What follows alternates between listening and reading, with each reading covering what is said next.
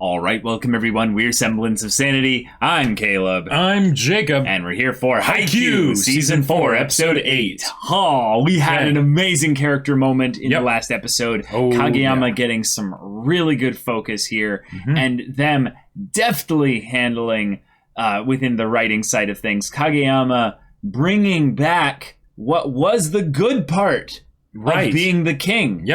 Oh my god. The Haikyuu actually tackled the fact that we need to own our weaknesses and our negative tendencies and draw strength from them. Holy crap. Conflict resolution. Well, not only that, but just Kageyama not having a binary approach of king bad, not king good. Because that's so, not real life. There's so many instances in a sports dynamic where you have a character who is ridiculously talented. And one of the things that's helpful about having a ridiculously talented player on your team, like Oikawa, Ushijima, is that they call up the other players that are humble enough to kind of look up at that person and go, that is an ideal to aspire to. But in addition to that, also then taking criticism and taking feedback from that player in a way that you can use to edify yourself without getting ego wrapped into things. Now, definitely there is a responsibility on that player to do their communication, effectively, though. Well, but that's also something that, let's be real, the entire team can do. It might not happen as often because they're not as talented. They might not see the things that can be improved as much. But a lot of the times, that the players didn't give Kageyama feedback was because they're like, well, he's already so good, right?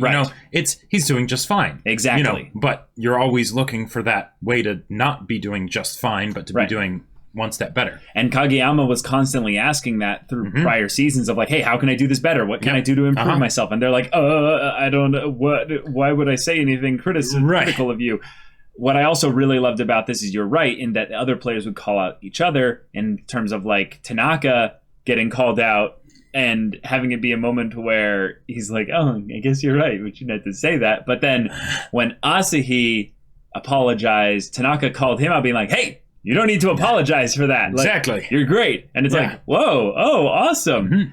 And, while Tsukishima is definitely still the one that has the most kind of prickly personality with regards to jiving with the team. Definitely. What's exciting about this is that while Kageyama is going to call them all up to that higher standard, this is the kind of thing which Oikawa did so well. That was that he brought out the best of his team by being not only a leader by example, but by a leader in action.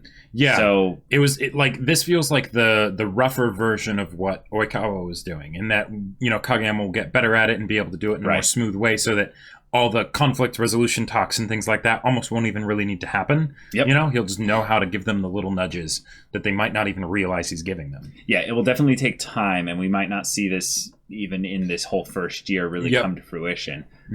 But in later years, Kageyama, this is the difference between what sets you up to be potentially even not just a team leader with regards to the skill required, but potentially a team captain when your third years move out. Because I think in some ways you might need a team captain that actually will be on the court, not just one that would be on the sideline like Inoshita. Because Inoshita might be actually the next Daichi, but it might be helpful to have someone on the court as well who, has that leadership role as well. So, y'all, Haikyuu's amazing, and without further ado, let's get into it. All right, everyone, now be sure to go check out the reaction portion of the video in the description below, and then come back here for the discussion.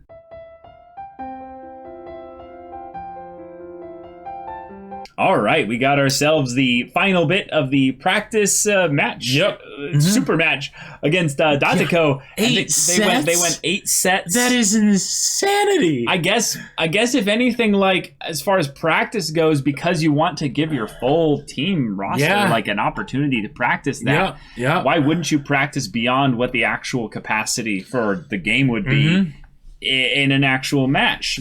Because let's be real. The skill required for a lot of that will be more, right? In some ways. Yeah. So, and the tensions and everything, that'll probably make it way more exhausting, and the fact that it'll be more physically demanding. But then also the idea that you want to push back your level of exhaustion so that you don't actually feel it at all, ideally, in a game, right? Because towards the 8 sets, like they were sweating and heaving and like, oh god, exhausted. You know, like they were done. They were beat. Really done. Yeah.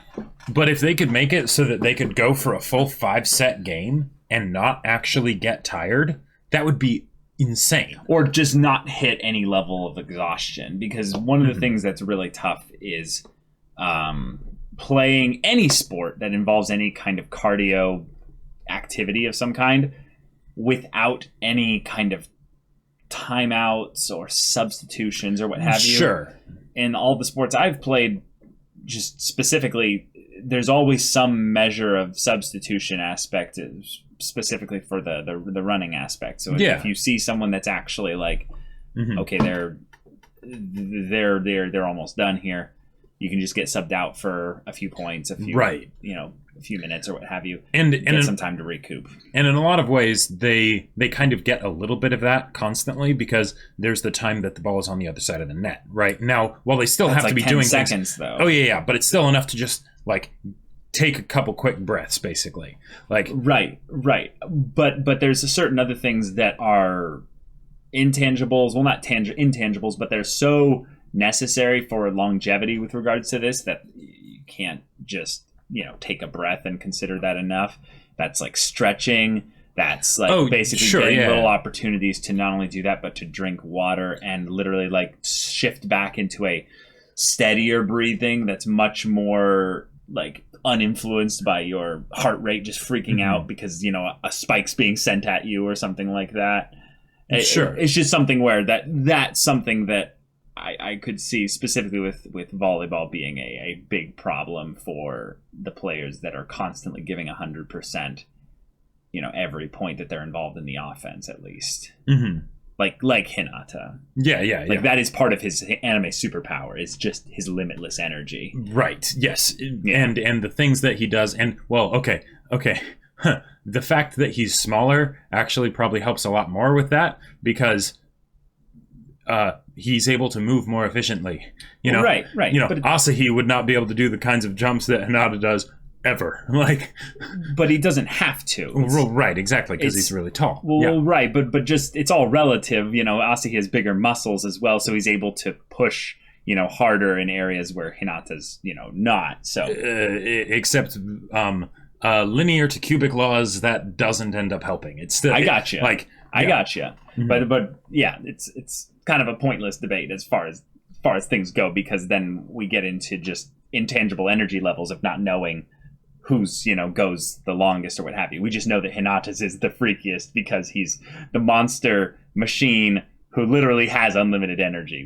We've rarely seen him, except for I think the Shiratorizawa match where he's like punching his leg, actually run out of energy. And I gotta say, it was really nice to see the players actually get to the point where it wasn't just they're tired and there were little bits of their play that wasn't quite up to snuff. Right. But like no, they're actually exhausted. They're like, I can't do it. Yeah, like I can't jump that high anymore. Yeah, Tsukishima. Yeah. Right, exactly. And having Kageyama remember, like, that's right, I need to be keeping an eye on that. Yep. That's right. Pushing them while at the same time understanding what their limits are. Right. And Kageyama implemented all of the things that he was actually told about being necessary in this episode. In the previous episode, he was told that if you're going to give that kind of criticism, maybe shift in a little bit of encouragement here and there. And Tanaka's Kageyama learned encouragement. I'm like, oh my god, is this like Pokemon? That was hilarious. Oh yeah. And there's also always the imagery of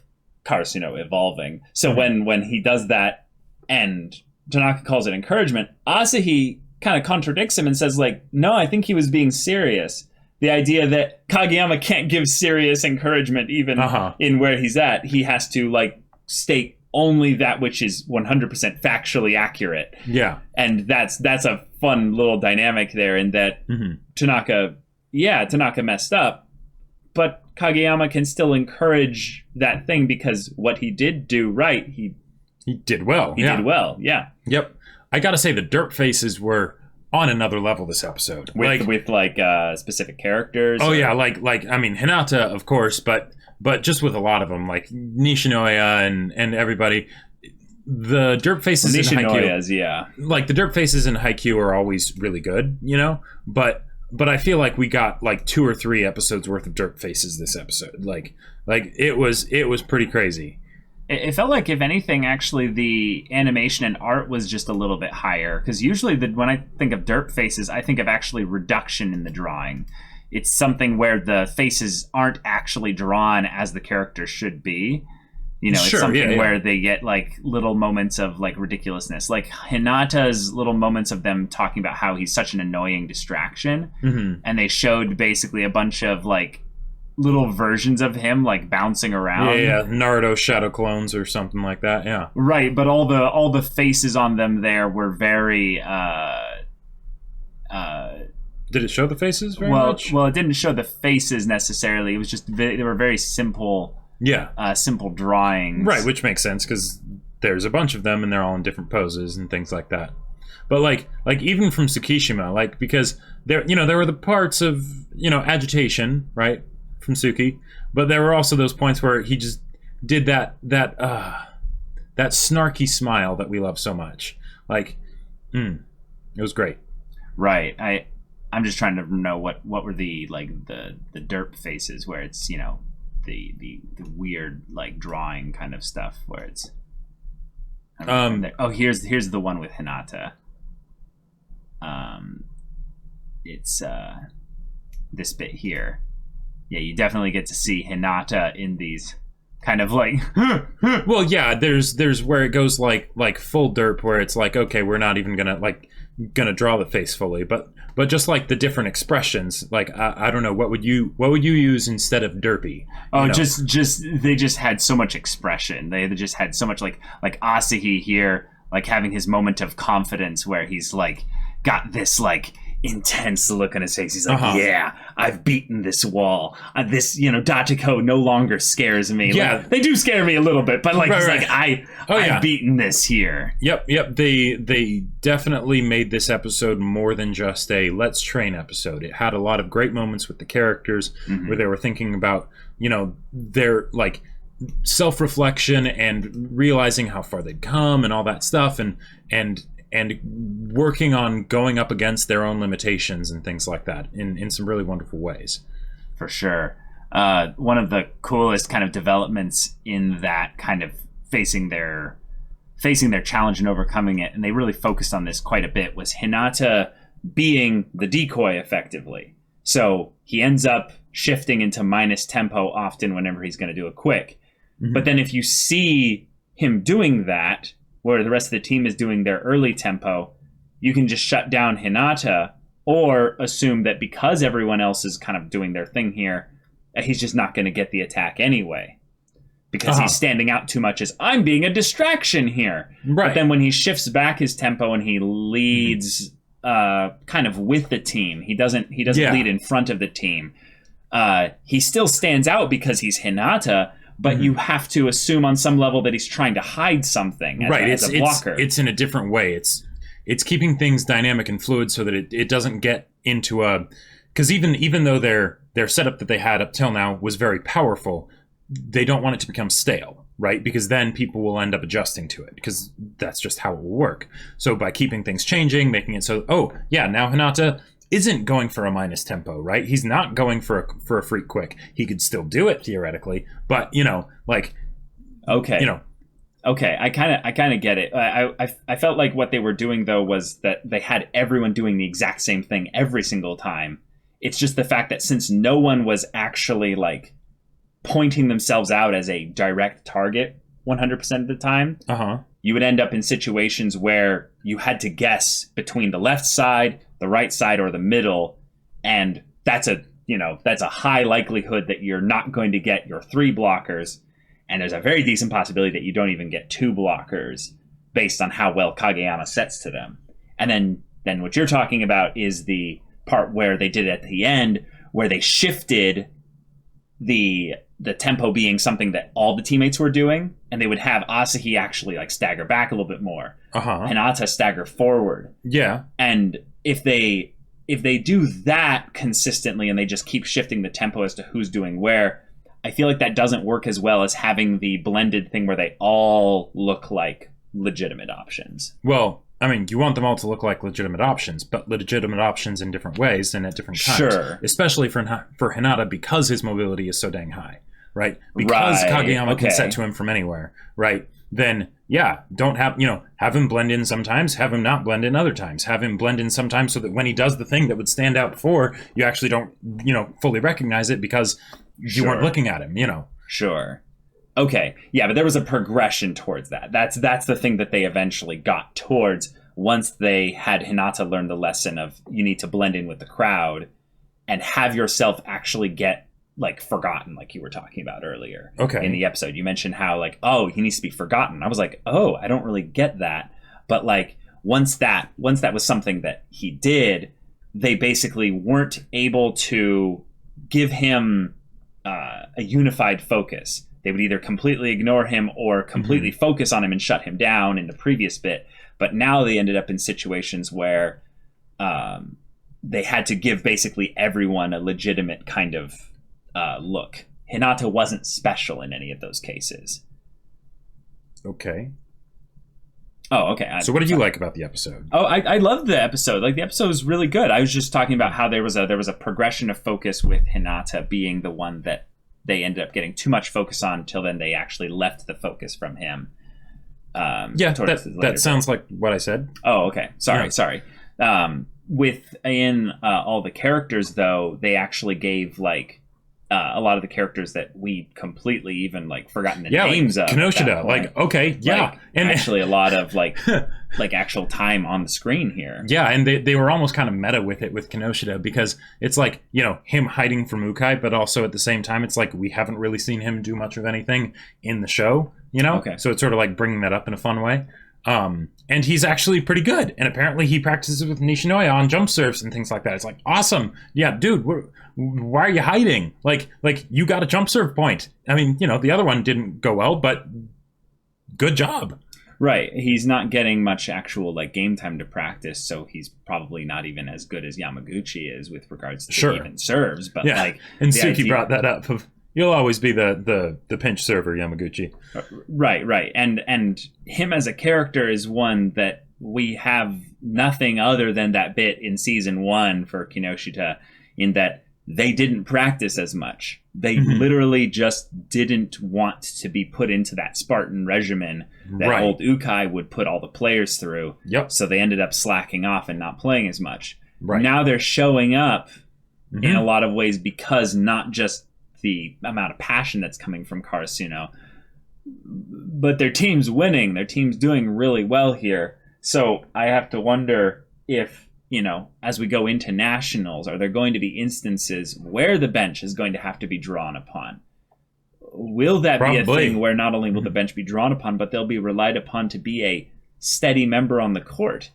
I think Inoshita might be just the first member to feel that weight initially, because he's not only a second year, but he has more experience with that than the other two. Right. And it was Narita's the other one. Yeah, and it was in extenuating circumstances where Daichi got taken out of the match for a while. So, it's like, all right, well, sorry, but we need you right now, whether you feel ready or not. And the idea of the pressure of going into nationals and the idea that they could end up needing to be called onto the court when they, weren't even playing in a lot of the games that got them to nationals, right? So it's like, that's going to be heavy, because I'm guessing that's probably going to happen at some point. How it'll happen, and the circumstances for it, I don't know, but for sure. Boy.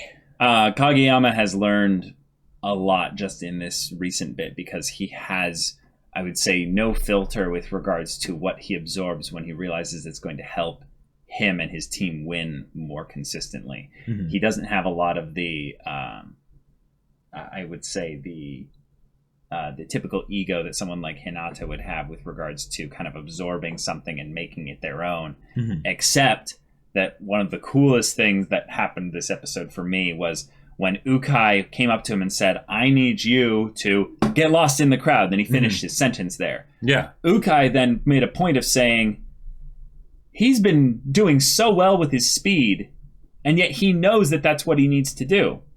One of the things that's exciting about that is Hinata being someone that not only realizes how effective he is as a member of the team due to his athleticism, but because he draws so much odd perspective and focus from the other team, in that blending in and not standing out, his whole desire to be the ace, the one that stands out the most, even though in a lot of ways the one that's going to end up standing out is the one that's supporting everyone else to do their awesome thing, the setter in this case.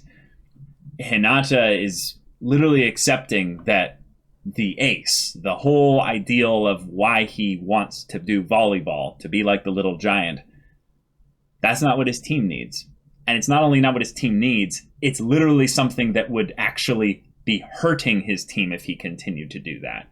The alternative is so much better that it completely shut down Dachiko's ability to block them effectively for the remainder of the final set and a half or so, whatever it was. Yeah.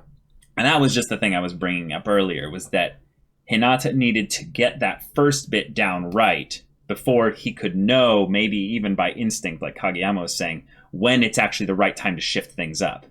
Because that shifting it up is something that relies on him having to still be a team player, not just to draw the spotlight, but to actually still move in a way that the rest of the team and the blockers aren't necessarily confused in it. Well, not necessarily confused. To confuse the blockers, but to totally work in such saying. A way that the team with him moves properly. The thing that's best for the team. Yeah. Right. One of the other things that I really liked this episode that I had kind of always wanted them to do that they haven't done up till now, certainly not as much with Hinata, is showing more of the home life stuff. Seeing him practice and seeing, his little sister that's I want to do that too, and he's like, practice the squishy volleyball and all that stuff. And seeing just how far Hinata's come separate from playing actual games, right? But just the way he was so intimately familiar with the volleyball, right? And how it worked and everything, that he could do that practice stuff without issue. Right. And I'm guessing it took it took a long time for him to get there, but also just because of how much time he spends practicing volleyball, that something that would have been ridiculously difficult for him before the show, right? He probably didn't have to spend much time actually figuring out how to do because this is his whole life now. Yeah, but one of the things that the little sister said that was rather cool was, she said that the ball was a stranger to you before, and now it seems like you're friends. One of the things that's rather cool with that is there's little moments when he messed up when he was doing his little training thing there. Sure. And what would end up happening is he would set it up a couple more times to readjust it back to a normal bit there. The level of animation that they actually did on this little bit with just having the ball movement and stuff like that was rather amazing. But there were moments where you'd see him and he wouldn't set it up high enough. He wouldn't set it up straight. Those little changes are something they had to animate individually. There was no repeat stuff going on. Then there were moments where he would knock it too far out to the back and have to change it up a little bit. There's one where his sister distracted him and he then goes and he kind of bumps it, hits it with his foot back to his hand, catches it there, and he's like, what is it? Those little moments are all things that are happening just on the fly like this. Yep. But the fact that his sister calls him out on this and says, you're friends with the ball, you're no longer a stranger to it, or it's no longer a stranger to you, that means that she saw him be a stranger to it, at the very least, for a long period of time. Oh, yeah. Not just the kind of stuff where it was, during his time with Karasuno, but before. Now, this kid is not super old or anything, so it's not like she's got plenty of memories of that whole bit. But that's just kind of fun because we don't get screen time of that. Right. We just don't. We don't get it because this is a story with a very specific scope and where the time is spent. So. And if that whole bit of Hinata bouncing it off of his foot is any foreshadowing at all for the idea that he ends up doing a foot receive. That would be so cool. That would be so cool. Oh. Like maybe that was nothing, but I saw them do that and I was like, it's possible.